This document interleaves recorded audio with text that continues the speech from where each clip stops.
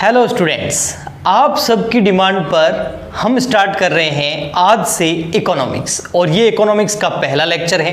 दोस्तों वैसे हम हमारे इस चैनल पर जिसका नाम है कॉमर्स वाले गुरुजी, इस चैनल पर हमने अकाउंटेंसी और बिजनेस स्टडी से रिलेटेड काफ़ी सारे वीडियो अपलोड किए हैं जिसका बहुत बढ़िया जो है बच्चों को फ़ायदा हुआ है और काफ़ी सारे कमेंट भी आए हैं कि सर आप हमें इकोनॉमिक्स भी पढ़ाइए।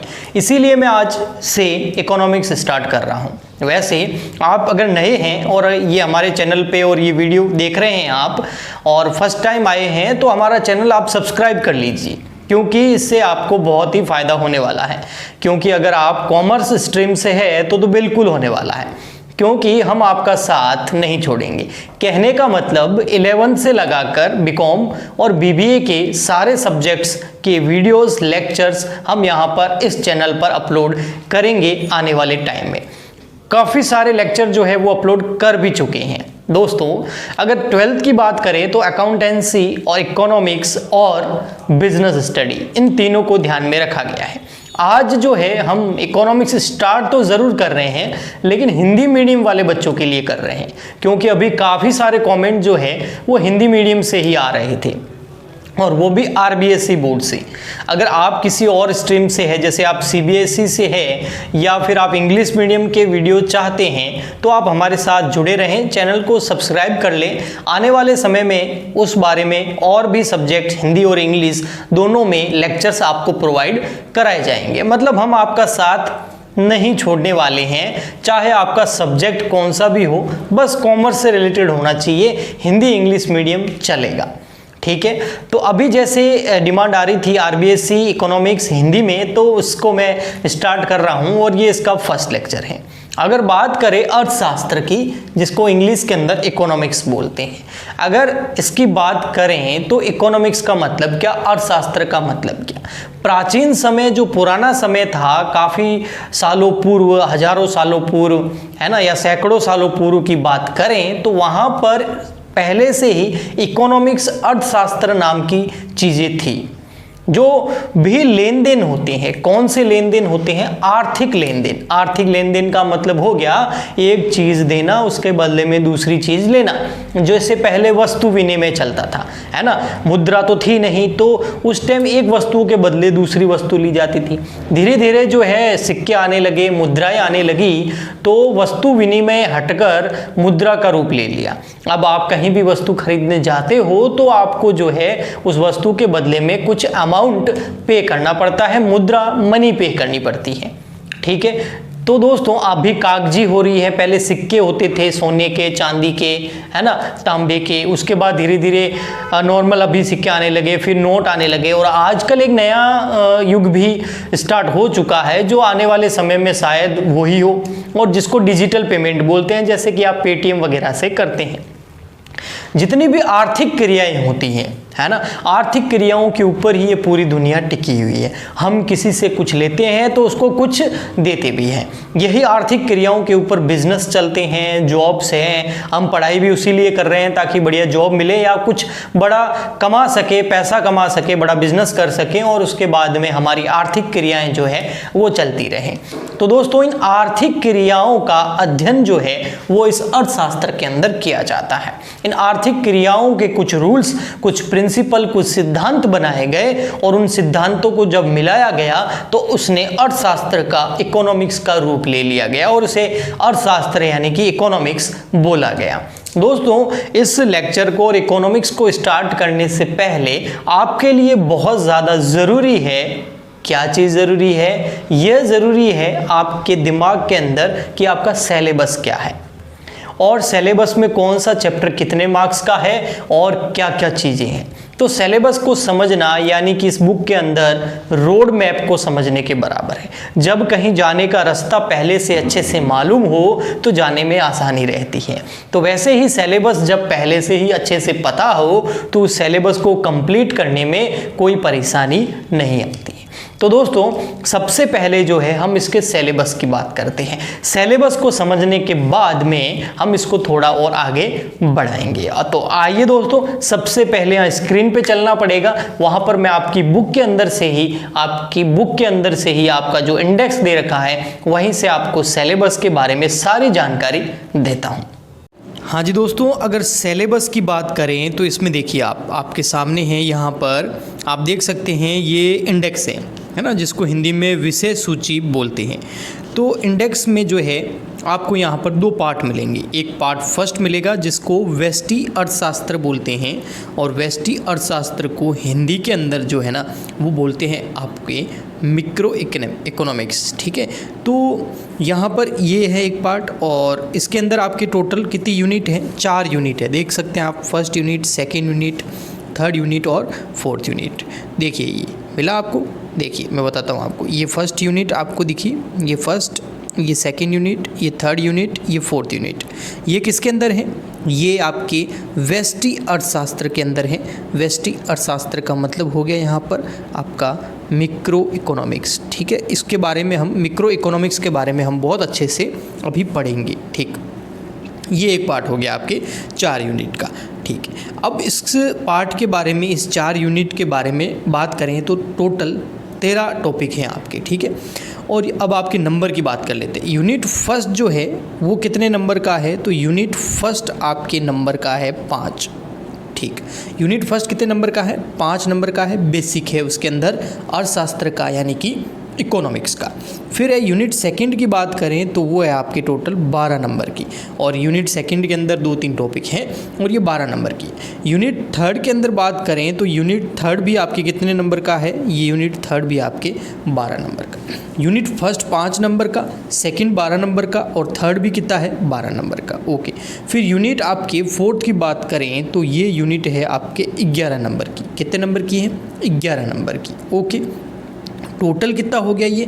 जब आप इनको प्लस करेंगे तो टोटल आपके 12 और 12 कितने हो गए? 24, 24 और 11 हो गए 35, 35 और 5 हो गए 40। तो यानी कि जो आपका खंड एक है, पार्ट फर्स्ट है, जिसको व्यष्टि अर्थशास्त्र बोलते हैं, मिक्रो इकोनॉमिक्स बोलते हैं, उसके अंदर 4 यूनिट हैं, और चारों यूनिट मिला के कितने नंबर की हो गई आपके? चारों यूनिट मिला के आपके 40 नंबर की हो गई। यानी कि आपके पास 2 बुक होगी, 2 पार्ट होंगे। तो पहला पार्ट 40 नंबर का है। आगे आपको बहुत अच्छे से समझ में बैठा? ठीक है, अब देखिए अपन चलते हैं इसके पार्ट नंबर सेकंड पर। ये है इसका पार्ट सेकंड। ठीक है, सेकंड पार्ट जो है इसको क्या बोला है इन्होंने? समष्टि अर्थशास्त्र। ठीक है, समष्टि अर्थशास्त्र को इंग्लिश के अंदर मैक्रो इकोनॉमिक्स बोलते हैं, है ना। तो मैक्रो इकोनॉमिक्स मतलब समष्टि अर्थशास्त्र। ठीक है, ये क्या होता है वो आगे हम आज के ही लेक्चर के अंदर आपको बता देंगे। अभी आप सिलेबस की बात कीजिए, मार्क्स की बात कीजिए। इसके अंदर आपके 5 यूनिट हैं। देखिए यूनिट नंबर 5th यानी कि 4th तो फर्स्ट पार्ट में ख़त्म हो गई थी, उसके बाद 5th, 6th, 7th, 8th, 9th, तो कितनी हो गई? 5 हो गई ना। एक ये देखिए, अब मैं आपको बताता हूँ, यहाँ पर ये हो गई आपकी 1, ये 2, ये 3, ये 4 और ये 5। टोटल कितनी यूनिट हो गई? 5 यूनिट हो गई। अब इसके अगर मार्क्स की बात करें तो यूनिट जो इसकी 5th है और इस पार्ट की यूनिट फर्स्ट है, ओवरऑल यूनिट 5th है, वो जो है वो है आपकी 11 मार्क्स की। 11 मार्क्स की, हाँ सर 11 मार्क्स की। फिर यूनिट की बात करें आपके 6th की और इस पार्ट की सेकंड की, तो उसके अंदर जो है वो भी है आपके 10 मार्क्स की, 10 मार्क्स की। ठीक है सर, 10। ओके, फिर बात करें अगर नेक्स्ट यूनिट की तो वो भी है आपके 10 मार्क्स की, 10 नंबर की। ओके, फिर यूनिट नंबर 8 की बात करें तो वो है आपकी 7 मार्क्स की, और लास्ट यूनिट की बात करें तो वो है आपके 2 मार्क्स की। जब इनकी टोटल करेंगे आप तो देखिए कितने होते हैं। आप देखिए टोटल करके 10 और 10 कितने हो गए? 20, 20 और 11 कितने हो गए? 31, और 7 जोड़ेंगे तो कितने हो जाएंगे? 38, और 2 जोड़ेंगे तो 40। तो ये यूनिट भी कितने मार्क्स की हो गई? ये पार्ट भी कितने मार्क्स का हो गया? बी पार्ट, जिसको अपन समष्टि अर्थशास्त्र बोलते हैं, यानी कि मैक्रो इकोनॉमिक्स बोलते हैं, और ये हो गया आपके 40 नंबर का। तो 40 मार्क्स का आपके जो है वो फर्स्ट पार्ट है, और 40 नंबर का आपके सेकंड पार्ट है। तो देखिए इधर मैं आपको बताता हूँ, आपके फर्स्ट पार्ट कितना है? फर्स्ट पार्ट है सर 40 नंबर का। सर सेकंड पार्ट कितना है? सर सेकंड पार्ट भी आपने बताया 40 नंबर का, टोटल कितने हो गए 80 नंबर। तो 80 तो ये और प्लस 20 आपके जाएंगे जो आपके प्रैक्टिकल पार्ट होगा जो फाइल का, तो और आपके टोटल कितने मार्क्स हो जाएंगे, और यहाँ पर जो है आपके टोटल हो जाएंगे 100 मार्क्स आपके पेपर का। तो आपके जो क्वेश्चंस आएंगे वो 80 नंबर के आएंगे टोटल आरबीएसई बोर्ड के एग्ज़ाम के अंदर। तो आपको अच्छे से सिलेबस समझ में आ गया होगा। चलिए अब हम आगे इसको थोड़ा समझते हैं, इसके कुछ बेसिक आज के वीडियो के अंदर। हाँ तो दोस्तों, आपने सिलेबस समझ लिया और आपको बहुत ही अच्छे से समझ में आ गया है। अगर आपको आ गया है बहुत अच्छे से समझ में तो आपने नोट भी ज़रूर किया होगा। आप वीडियो पॉज करके आराम से चीज़ें नोट कर सकते हैं। चलिए दोस्तों, इकोनॉमिक्स को थोड़ा और आगे बढ़ाते हैं। सबसे पहले हम बात करते हैं इकोनॉमिक्स के जनक की। अर्थशास्त्र के जनक कौन है, अर्थशास्त्र का जनक किन्हें माना जाता है। वैसे भारतीय अगर प्राचीन भारत को देखें तो उसमें आपको नए नाम मिलेंगे, लेकिन अभी विश्व स्तर पर जो हमें नाम याद रखना है अर्थशास्त्र के जनक विश्व स्तर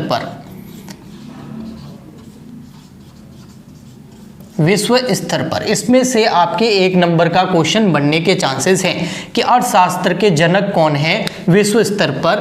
तो यहां पर है आपके एडम स्मिथ, उनका नाम क्या है, एडम स्मिथ। ये हो गया आपके फर्स्ट टेस्ट के अंदर जो क्वेश्चन आएंगे उसमें एक ये क्वेश्चन होगा कि अर्थशास्त्र के जनक विश्व स्तर पर जनक किन्हें माना गया है, तो एडम स्मिथ को माना गया है। इन्होंने क्या किया था, इन्होंने 1776 किसमें 1776 के अंदर जो है इन्होंने एक बुक लिखी थी, प्रकाशित करी थी 1776 यानी कि 1776 के अंदर इन्होंने एक बुक लिखी थी। उस बुक का नाम मैं आपको बता देता हूं, एन इंक्वायरी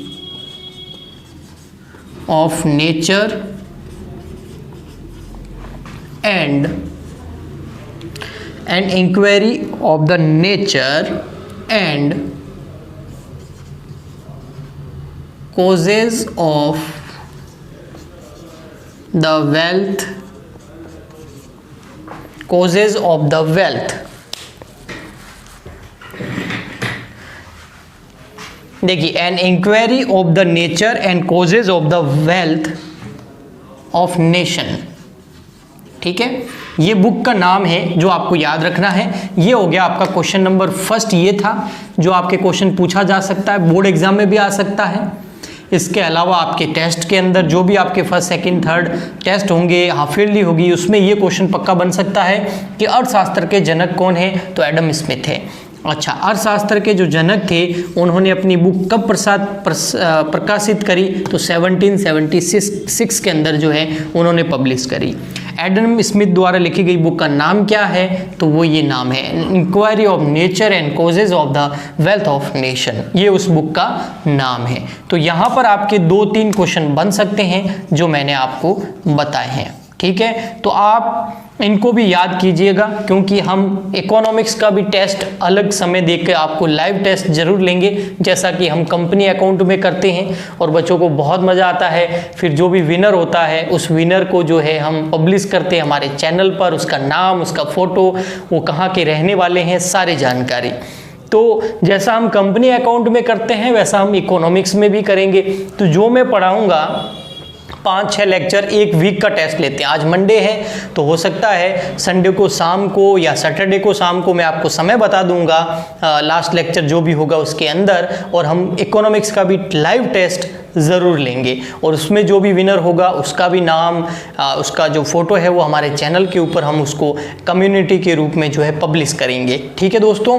इसके अलावा हम उसको टेलीग्राम चैनल है हमारा, आप अगर नए हैं तो हमारे टेलीग्राम चैनल की जानकारी आपको होगी, अगर नई है तो कहाँ से होगी, तो हमारा एक टेलीग्राम चैनल है जिसका नाम है कॉमर्स वाले गुरुजी, जो अभी मैंने आपको बताया ना, ये सेम जो हमारे यूट्यूब चैनल का नाम है, सेम वही नाम है ना ये। तो टेलीग्राम चैनल भी ज्वाइन कर सकते हैं, या आप मेरे को इंस्टा पे भी ज्वाइन कर सकते हैं। इंस्टा आईडी भी है मेरी, इंस्टा आईडी मेरी है मकवाना सुरेश 1, ये मेरी इंस्टा आईडी है। तो वहाँ पर जाके आप मेरे को इंस्टा पे फॉलो कर सकते हैं और आप एनी टाइम मेरे साथ कनेक्टेड रहेंगे, ठीक है दोस्तों, तो वहाँ पर भी जो है जो विनर होता है उसको मैं टेलीग्राम चैनल पे भी डालता हूँ, इंस्टा पे भी डालता हूँ, और उस विनर को जो है मैं अपने यूट्यूब चैनल के ऊपर भी पब्लिश करता हूँ। तो इकोनॉमिक्स में अगर आप विनर बनना चाहते हैं और लाइव टेस्ट जो हम लेंगे, लाइव टेस्ट लेंगे बेटा, उसमें अगर आप जीतना चाहते हैं, विनर बनना चाहते हैं, तो सबसे पहले आप इस वीडियो को लाइक करें, उसके बाद हमारा चैनल सब्सक्राइब कर दें, ठीक है, और शेयर ज़रूर करें, ठीक है। तो क्योंकि आप सब्सक्राइब करेंगे, बेल आइकन दबाएंगे तो आपको नोटिफिकेशन आएंगे। ये न्यू स्टूडेंट्स के लिए, जो हमारे साथ पुराने स्टूडेंट हैं उनको सब ये चीज़ें पहले से ही पता है, ठीक है दोस्तों। तो ये 3 क्वेश्चन हैं जो बढ़िया क्वेश्चन है, एग्जाम में आने लायक हैं। अब मैं थोड़ा सा आपको इकोनॉमिक्स के बारे में और बताता हूँ, ठीक है। हटा दूँ इसको बेटा, आप लिख लेना वीडियो को पॉज करके। ओके, देखिए फर्स्ट लेक्चर है तो एक साथ, आपको पता है जो पुराने स्टूडेंट हैं उनको पता है बेटा कि मैं एक साथ सब कुछ नहीं बताता हूँ, है ना। थोड़ा करके धीरे धीरे कब आपका बेस एकदम बढ़िया हो जाएगा आपको पता भी नहीं चलेगा, ठीक है। तो जो इकोनॉमिक्स हैं, अर्थशास्त्र हैं, वो आपके जैसे बुक के हिसाब से देखें तो 2 पार्ट है आपके इकोनॉमिक्स के, है ना, आपको पता ही है 2 पार्ट है आपके इकोनॉमिक्स के। 2 पार्ट कौन कौन से हैं? बुक के हिसाब से और इसकी प्रकृति के हिसाब से, इसके नेचर के हिसाब से भी इकोनॉमिक्स को 2 पार्ट में डिवाइड किया गया है, ठीक है। एक है व्यष्टि, है ना, एक है व्यष्टि अर्थशास्त्र। व्यष्टि में टी शायद छोटा आएगा, व्यष्टि अर्थशास्त्र, ठीक है। और एक है इसके अंदर समष्टि अर्थशास्त्र। समष्टि अर्थशास्त्र 2 प्रकार हैं, 2 तरह की इकोनॉमिक्स हम पढ़ेंगे, ठीक है। व्यष्टि को इंग्लिश के अंदर बोलते हैं, जैसे मैंने आपको सिलेबस में बताया ना अभी, मिक्रो इकोनॉमिक्स। अभी सिलेबस में आपको मैंने बताया था आपके बुक के 2 पार्ट है, सेम वही चीज़ है ना, मिक्रो इकोनॉमिक्स, और यहाँ क्या करेंगे मैक्रो इकोनॉमिक्स। समष्टि का मतलब मैक्रो इकोनॉमिक्स। अब ये क्या होती है मैं सिंपल वे में आपको बताता हूँ, ठीक है। इधर देखिए दोस्तों, आप सिंपल वे में कैसे, देखो, अगर किसी एक यूनिट का अध्ययन करना है, किसी एक यूनिट का अध्ययन करना है, एक इकाई का अध्ययन करना है, एक इकाई, ओनली एक इकाई, जैसे एक ग्राहक, एक उत्पादक, एक इकाई, केवल एक इकाई, एक किसी एक व्यक्ति। व्यष्टि का मतलब क्या हो गया, व्यक्ति से ले लो आप, आपको अच्छे से याद रहेगा, याद रखने के हिसाब से। व्यष्टि का मतलब व्यक्ति, केवल एक व्यक्ति का अध्ययन करना, वो मिक्रो इकोनॉमिक्स हो गया, छोटा इकोनॉमिक्स हो गया, है ना। केवल एक यूनिट का अध्ययन करेंगे हम, ठीक है। और समष्टि का मतलब समस्त, इसको आप समस्त से इंटीग्रेट कर सकते हो ताकि आपको समझ में आ जाए, है ना। समस्त का मतलब कई इकाइयों का, कई सारी इकाइयों का, एक साथ कई सारी इकाइयों का अध्ययन करना। जैसे यहाँ पर किसी एक व्यक्ति, एक परिवार, एक बिजनेस, एक व्यापार, केवल एक इकाई, उसका अध्ययन करना। यहाँ पर ऐसा नहीं है, यहाँ पर जैसे किसी कई सारी इकाइयों का अध्ययन करना, जैसे किसी देश, पूरे देश का अध्ययन करना, तो वो समष्टि अर्थशास्त्र, मैक्रो इकोनॉमिक्स, बड़े स्तर का इकोनॉमिक्स कहलाएगा। और एक इकाई, एक व्यापार, एक जो है व्यक्ति और एक बिजनेस हो गया, आप मान सकते हैं, किसी भी एक चीज़ का जो है अध्ययन करना व्यष्टि मिक्रो इकोनॉमिक्स कहलाएगा। व्यष्टि को व्यक्ति से याद रख सकते हो। समष्टि मतलब समस्त कई सारी इकाइयों का अध्ययन करना, जैसे कि एक पूरे देश के व्यापार का अध्ययन करना। अब एक तो एक व्यापार का अध्ययन करना, किसी एक इंडस्ट्री का अध्ययन करना, एक व्यापार का अध्ययन करना, और कई सारे व्यापारों का मिलकर अध्ययन करना, तो वो इसके अंदर आएगा। तो 2 तरह की आपके इकोनॉमिक्स है, और जैसा कि सिलेबस में बताया, ये भी आपके 40 मार्क्स का है और ये भी आपके 40 मार्क्स का है। टोटल 80 मार्क्स और 20 प्रैक्टिकल के 100 मार्क्स का आपके। तो आपके 40 नंबर के आरबीएससी बोर्ड के अंदर जो है इस बुक में से आएंगे और 40 नंबर इस बुक में से क्वेश्चन आएंगे। टोटल पेपर तो एक ही होगा आपके, ठीक है ना। टोटल 80 नंबर का आपके यहाँ से हो जाएगा। तो दोस्तों आज का वीडियो मैं यहीं पर एंड करूँगा, उसकी वजह सुनते जाइए, आप स्किप मत कीजिए, पूरा वीडियो एंड तक देखिएगा। कई बार एंड में बहुत ही अहम जानकारी होती है आपके लिए। तो आज जानकारी ये है कि अगर इकोनॉमिक्स आपको मेरे द्वारा जो मैं पढ़ाया अभी जितना भी आपको, अगर आपको बहुत अच्छा लगा है और अगर आप चाहते हैं कि मैं इसको कंटिन्यू करूं, तो सबसे पहले बहुत ज़्यादा लाइक आने चाहिए। तो सबसे पहले तो वीडियो को लाइक करो। अब दोस्तों आप मुझे बताइए, लाइक सबसे ज़्यादा कब आएंगे? जब लोगों तक ये वीडियो पहुंचेगा। और वो कैसे पहुंचेगा? जब आप शेयर करोगे तो पहले लाइक करो, फिर शेयर करो और चैनल को सब्सक्राइब कर लो, ठीक है। तो जैसे ज़्यादा ज़्यादा लाइक आएंगे ना तो मैं समझ जाऊंगा कि वीडियो बहुत अच्छा लग रहा है, और नीचे कमेंट करके भी आप बता सकते हो ना कि आपको ये पढ़ाया हुआ कैसा लगा। अगर बढ़िया लगा है तो अपन बहुत अच्छे से इसको कंटिन्यू करेंगे। तो मिलते हैं कल नेक्स्ट लेक्चर के अंदर, तब तक के लिए गुड बाय, थैंक यू।